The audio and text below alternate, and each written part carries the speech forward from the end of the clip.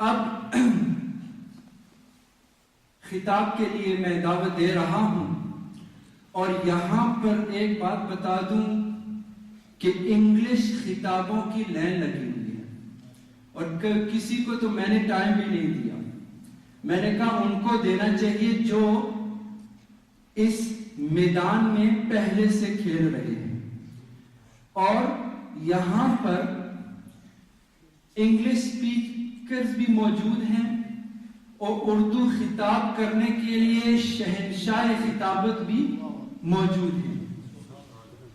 لیکن میں نے پہلے کہا تھا کہ آپ جتنا جذبہ مجھے دکھائیں گے اسی طرح کا اسپیکر لاؤں گا.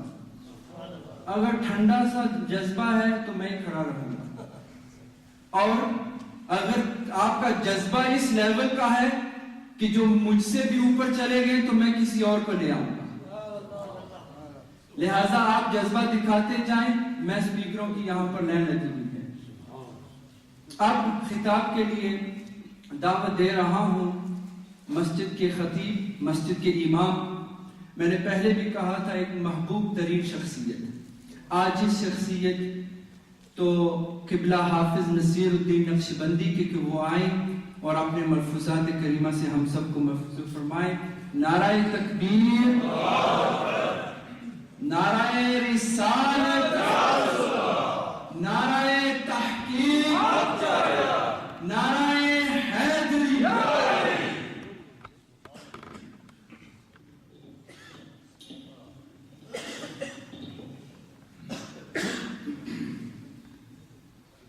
نحمده ونصلي ونسلم على رسوله الكريم. أما بعد فأعوذ بالله من الشيطان الرجيم.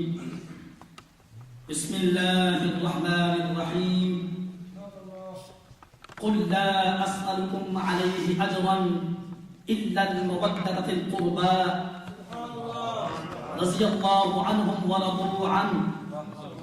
آمنت بالله صدق الله العظيم وصدق رسوله النبي الكريم الأمين، ونحن على ذلك من الشاهدين والشاكرين، والحمد لله رب العالمين.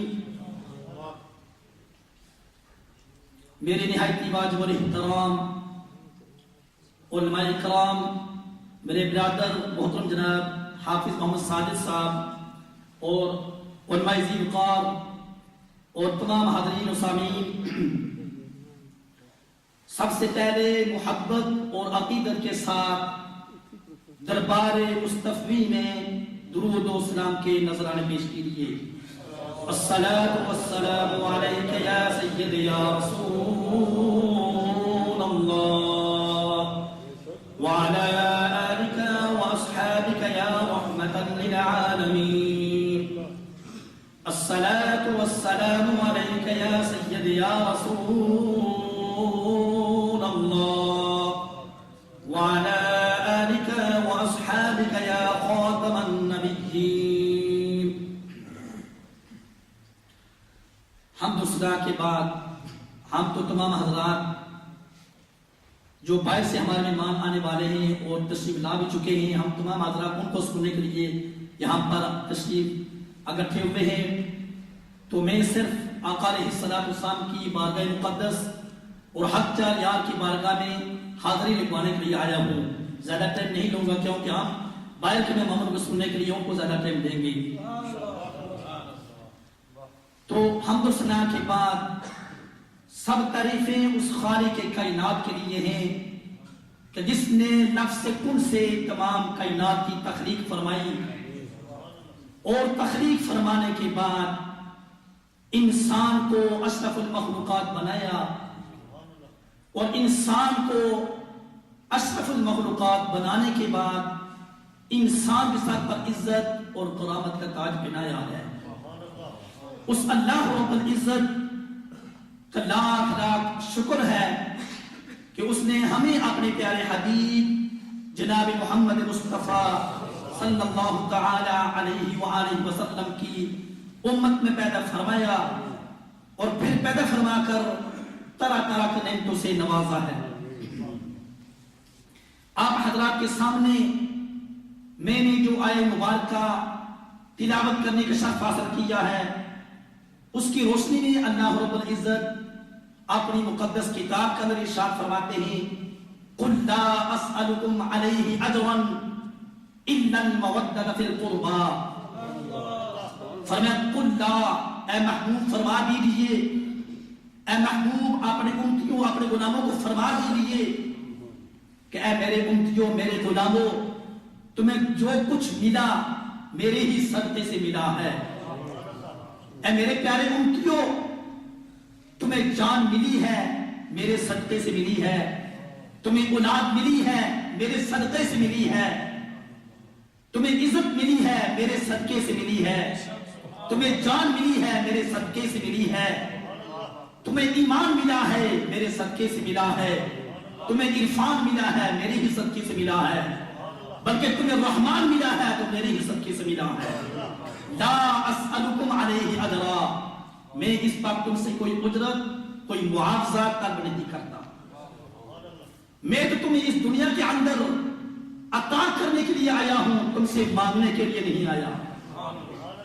اے میرے پیارے امتیوں، اے میرے غلاموں، میں تو تمہیں اس دنیا کے اندر عطا کرنے کے لیے آیا ہوں، تم سے مانگنے کے لیے نہیں آیا۔ مجھے تو اللہ رب العزت نے تمام خزانوں کا مالک و مختار بنا کر بھیجا ہے۔ سرکار اعلیٰ حضرت فاضل بریلوی رحمۃ اللہ علیہ یہاں پر تکبیر فرماتے ہیں خالق کل نے آپ کو مالک کل بنا دیا، خالق کل نے آپ کو مالک کل بنا دیا، دانو جہاں ہے آپ کے قبضہ و اختیار میں۔ یہ تو وہ دربار ہے جہاں کوئی خالی ہاتھ جایا نہیں کرتا، یہ وہ دربار ہے جہاں غلام آیا آقا بن گیا، غریب آیا غنی بن گیا، مقتدی آیا امام بن گیا، ابو بکر آیا صدیق بن گیا، عمر آیا فاروق اعظم بن گیا، عثمان آیا ذو النورین بن گیا، مولا علی آیا حیدر کرار بن گیا۔ یہ وہ دربار عالی شان ہے جہاں حبشی آیا قریشوں کا سردار بن گیا، ایرانی آیا صحابی بن گیا۔ فرمایا میرے پیارے امتیوں، میں تمہیں اس دنیا کے اندر مانگنے کے لیے نہیں آیا بلکہ تمہیں عطا کرنے کے لیے آیا ہوں۔ فرمایا تو میں عرض کر رہا تھا میرے قریبی گھر سے کسی نے مانگا، دریا بہا دیے ہیں دربے بہا دیے ہیں۔ آقا علیہ الصلوۃ والسلام ارشاد فرماتے ہیں کہ اے میرے پیارے امتیوں، جو کچھ بھی تمہیں ملا میرے ہی صدقے سے ملا، جان ملی، ایمان ملا، جو کچھ ملا کملی والے آقا کے صدقے سے ملا۔ قُلْ لَا أَسْأَلُكُمْ عَلَيْهِ أَجْرًا، میں تم سے اس پر کوئی اجرت کوئی معاوضہ طلب نہیں کرتا، مگر إِلَّا الْمَوَدَّةَ فِي الْقُرْبَى، میں اپنی قرابت کی محبت تم سے مانگتا ہوں، اہل بیت کے ساتھ محبت مانگتا ہوں، اپنے اصحاب کے ساتھ محبت مانگتا ہوں، حق چار یار کی محبت مانگتا ہوں۔ حضور علیہ السلام نے ارشاد فرمایا اے میرے پیارے غلاموں، میرے امتیوں، میرے حضرت مولا کائنات سے محبت کرنا، میری لہت جگر نور نظر سیدہ نساء العالمین حضرت فاطمہ الزہرا رضی اللہ تعالیٰ عنہا کی عزت اور احترام کرنا، میرے حسنین کرمین کے ساتھ محبت اور احترام کرنا۔ اگر تم میرے اہل بیت کے ساتھ محبت کرو گے اس کا اجر تمہیں بردے خداوندی سے ملے گا۔ حدیث پاک میں آتا ہے آقا دو جہاں صلی اللہ علیہ وسلم ارشاد فرماتے ہیں جو حب اہل بیت پہ مرا وہ شہادت کی موت مرا، اور جس دل کے اندر اہل بیت اور اصحابہ کے خلاف کوئی بغض و عناد ہے وہ کافر کی موت مرا ہے۔ حضرات محترم، آج ہم کسی شان کو اوپر لے کر جاتے ہیں، کسی کی شان کو نیچے لے کر جاتے ہیں، وہ جو حق چار جا رہے ہیں وہ ہماری آنکھوں کے ہمارے سر کی تاج ہے۔ حضور علیہ السلام نے ارشاد فرمایا کہ جو کوئی یہ دعویٰ کرتا ہے کہ میں حب اہل بیت ہوں اور اصحابہ کرام کو نہیں مانتا، اس کی محبت جھوٹی ہے، اس کا دعویٰ جھوٹا ہے۔ اہل بیت کی محبت اس وقت قابل قبول کی جاتی ہے جب حق چار یار کو مانتا ہے وہ خود کی صحابہ کو مانتا ہے۔ فرمایا جو اہل بیت کو ماننے والا ہے، صحابہ کرام کو ان کے بارے میں اپنی زبان کو دراز کرتا ہے، بغض و عناد رکھتا ہے، فرمایا وہ جب مرے گا کافر کے موت مرے گا۔ تو میں تو یہ کہتا ہوں کہ جو حضرت مولا کائنات کو صرف مانتا ہے، حضرت ابوبکر صدیق فاروق اعظم عثمان غنی کو نہیں مانتا، وہ دار اسلام سے خارج ہے۔ حضرات محترم، حضرت ابوبکر صدیق، حضرت فاروق اعظم، عثمان غنی، مولا کائنات، یہ جو چاروں آپس میں اتنی محبت کیا کرتے تھے کہ ایک دوسرے کے پیچھے جان دینے کے لیے تیار بھی ہو جایا کرتے تھے۔ ان کے اندر کوئی اختلاف نہ تھا، خلافت کے بارے میں، کسی کے اونٹ کے نیچے بارے میں کوئی اختلاف نہ تھا۔ آج ہم لوگ ہی ہیں جو اختلاف کرتے ہیں، وہ کہتا ہے یہ افضل ہے، وہ کہتا ہے یہ افضل ہے۔ اگر کوئی ایک کو مانتا ہے باقی تینوں کو نہیں مانتا، وہ دارا اسلام سے خارج ہے۔ اور جو حضور علیہ السلام کی کسی صحابی کے بارے میں بھی اپنی زبان کو دراز کرتا ہے، دارا اسلام سے خارج ہو جاتا ہے۔ حدیث پاک میں آتا ہے، حضرت ابوبکر صدیق رضی اللہ تعالیٰ عنہ عرض کرتے ہیں، ارشاد فرماتے ہیں کہ میں اپنی قرابت کو حضور علیہ السلام کی قرابت کے ساتھ زیادہ محبت کرتا ہوں، زیادہ ان کے ساتھ پیار کرنے والا ہوں۔ حدیث پاک میں آتا ہے، حضرت ابوبکر صدیق رضی اللہ تعالیٰ عنہ ایک مرتبہ منبر پر جب جلوہ فروز تھے، حضرت امام حسن رضی اللہ تعالیٰ عنہ بچپن کا زمانہ تھا، آپ تشریف لائے۔ حضرت امام حسن رضی اللہ تعالیٰ عنہ نے ارشاد فرمایا، کیونکہ وہ چھوٹے تھے، آپ نے فرمایا کہ میرے ابا جان کی جگہ سے نیچے اتر جاؤ۔ حضرت ابوبکر صدیق رضی اللہ تعالیٰ عنہ آپ نے فرمایا واللہ حق صدقت، یہ آپ نے سچ فرمایا، واقعی ہی آپ کے ابے کی جگہ ہے۔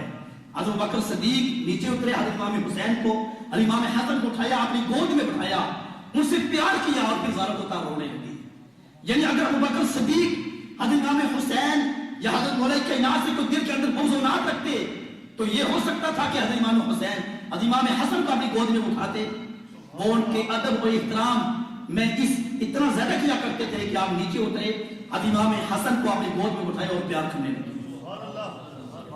آقا علیہ الصلوۃ والسلام اپنے صحابہ اکرام کے ساتھ مسجد میں تشریف فرما تھے اور مسجد نمازیوں سے پر تھی، کوئی جگہ خالی نہ تھی۔ اتنی میں کیا دیکھتے ہیں کہ مولا کائنات تشریف لائی۔ حضرت مولا کائنات جب مسجد کے اندر آئے تو تمام جگہ پر تھی۔ آپ تھوڑی دیر انتظار میں رہے کہ کہاں جگہ ملے۔ حضور علیہ السلام نے تمام صحابہ اکرام کی طرف نظر دوڑائی کہ کون ہے جو مولا کائنات کو جگہ دے گا۔ تو اتنے میں حضرت ابوبکر صدیق رضی اللہ تعالیٰ عنہ کھڑے ہوئے اور ارشاد فرمانے لگے مولا کائنات ادھر آؤ۔ حضرت ابوبکر صدیق نے حضرت مولا کائنات کو اپنی جگہ پر اٹھایا، اور جب یہ عمل صدیق اکبر نے کیا تو حضور علیہ السلام کے چہرے مبارک پر خوشی کے لمحات نظر آنے لگے اور حضور علیہ السلام اتنے خوش ہوئے۔ حضور علیہ السلام نے ارشاد فرمایا، اے ابوبکر، قدر والے کی شان قدر والے کی قدر والے ہی جانتے ہیں۔ یعنی اس بات پر حضور علیہ السلام اتنے خوش ہوئے۔ اگر حضرت ابوبکر صدیق کے بارے دل کے اندر مولا کائنات کے کچھ اگر ہوتا ہوئی تو وہ ان کا کھڑے ہو کر جگہ نہ دیتے، یعنی آپس میں اتنی محبت اتنا پیار کیا کرتے تھے۔ اور پھر آتا ہے روایات میں آتا ہے کہ حضرت ابوبکر صدیق مولا کائنات کے چہرے کی طرف ٹکٹکی باندھ کر دیکھا کرتے تھے۔ حضرت عائشہ صدیقہ رضی اللہ تعالیٰ عنہا عرض کرتی ہیں، ابا حضور میں آپ کو دیکھتی ہوں کہ آپ مولا کائنات کے چہرے پر اتنی غور سے اور اتنا اپنی نظر کو جما کر کیوں دیکھتے ہیں، اس کی کیا وجہ ہے؟ تو حضرت ابوبکر صدیق رضی اللہ تعالیٰ عنہ ارشاد فرمانے لگی کہ میری پیاری بیٹی، میں نے حضور علیہ السلام سے یہ سنا تھا کہ جب مولا کائنات کی چہرے پر دیکھنے والا ہے، مولا کائنات کا چہرہ دیکھنا یہ بھی عبادت ہے۔ یعنی ابوبکر صدیق مولا کائنات کے ساتھ اتنی محبت کیا کرتے تھے کہ ہر وقت ان کے چہرے کو دیکھا کرتے تھے۔ آج ہم کہتے ہیں مولا کائنات افضل ہیں، ابوبکر صدیق نیچے ہیں، تو حضرت ابوبکر صدیق رضی اللہ تعالیٰ عنہ مولا کائنات سے اتنی محبت کیا کرتے تھے۔ فاروق اعظم عثمان غنی، پھر حدیث آتا ہے کہ حضرت فاروق اعظم رضی اللہ تعالیٰ عنہ بھی جس طرح حضرت ابوبکر صدیق پیار کرتے تھے، اسی طرح سے حضرت فاروق اعظم رضی اللہ تعالیٰ عنہ بھی مولا کائنات سے پیار کیا کرتے تھے، اہل بیت سے محبت کیا کرتے تھے۔ ایک بندے نے حضرت مولا کائنات کے بارے میں عیب جوئی کرنے لگا تو حضرت سیدنا فاروق اعظم رضی اللہ تعالیٰ عنہ نے ارشاد فرمایا کہ خدا کی قسم تو مولا کائنات کی عیب جوئی نہیں کر رہا، یہ رسول اللہ کی عیب جوئی کر رہا ہے۔ حضرت فاروق اعظم نے رضی اللہ تعالیٰ عنہ نے حضور علیہ السلام کے قبر مبارک کی طرف اشارہ کر کے ارشاد فرمایا کہ تو مولا کائنات کی عیب جوئی نہیں کر رہا بلکہ یہ حضور علیہ السلام کی عیب جوئی کر رہا ہے۔ اور پھر روایت میں آتا ہے کہ حضرت فاروق اعظم رضی اللہ تعالیٰ عنہ جب بارش نہیں برستی تھی تو اہل بیت پنجتن پاک کا وسیلہ پیش کر کے اللہ رب العزت کی بارگاہ میں دعا کے لیے اپنے ہاتھوں کو بلند کیا کرتے تھے۔ اس سے پتہ چلا کہ پیدل پاک کا وسیلہ پیش کرنا یہ حضرت فاروق اعظم کا طریقہ ہے۔ تو حضرات محترم حدیث پاک میں آتا ہے آقا دو جہاں صلی اللہ علیہ وسلم ارشاد فرماتے ہیں کہ ہر چیز کی بنیاد ہوتی ہے اور اسلام کی بنیاد اہل بیت اور میرے اصحاب کی محبت ہے۔ جو کہ بندہ صرف پیدل پاک سے محبت کرنے والا ہے، حضرت ابوبکر صدیق، فاروق اعظم، عثمان غنی کے ساتھ محبت نہیں کرتا، فرمایا اس کی محبت کو قابل قبول نہیں کیا جائے گا۔ حدیث پاک میں آتا ہے حضرت ثوبان حضور علیہ السلام کے بڑے پیارے صحابی تھے، حضور علیہ السلام کے ساتھ اتنی محبت کیا کرتے تھے کہ ہر روز آقا علیہ السلام کی خدمت میں حاضر ہوا کرتے تھے، اور آپ دن پہ دن کمزور ہوتے گئے۔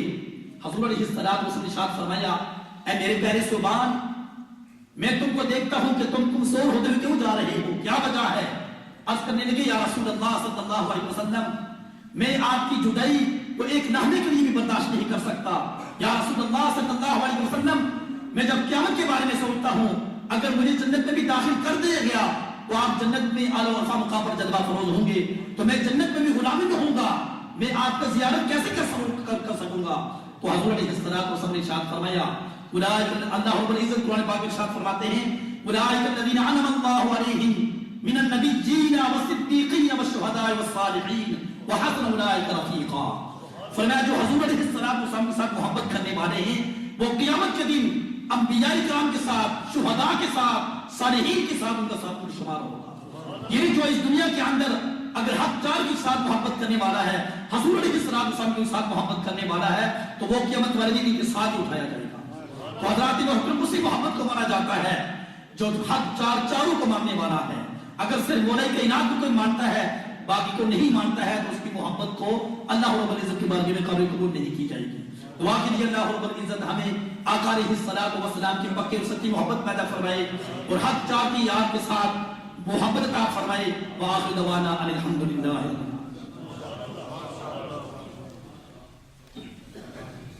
حافظ نصیر صاحب نے حق چار یار کی افضلیت پر گفتگو کی۔ ویسے دیکھا جائے تو آج جو بھی اختلاف کرتا ہے خلافت ابو بکر پر، یہ سارا کیس سیدنا علی کا تھا،